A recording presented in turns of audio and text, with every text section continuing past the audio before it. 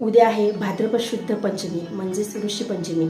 ऋषीपंचमीच्या दिवशी श्री गजानन महाराजांनी संजीवन समाधी घेतली होती आणि यावेळेस 115 वर्षानंतर योगायोग असा आहे की भाद्रपद शुद्ध पंचमीला त्यावेळेस गुरुवार होता आणि उद्या देखील गुरुवारीच आहे. मागच्या वर्षी तारीख आली होती 8 सप्टेंबर आणि महाराजांचं एक अभिवचन होतं की मी गेलो ऐसे मानू नका, भक्तीत अंतर करू नका, कदाही मजलागी विसरू नका, मी आहे येथेच. त्यासोबतच महाराजांचं दुसरं अभिवचन असं होतं, माझा जो असेल त्याचेच कार्य होईल, इतरांची ना जरुरी मला. एकनिष्ठ भक्त असेल, महाराजांना समर्पित होऊन जो भक्त महाराजांची भक्ती करेल, सेवा करेल, उपासना करेल, त्या भक्ताचंच कार्य होईल.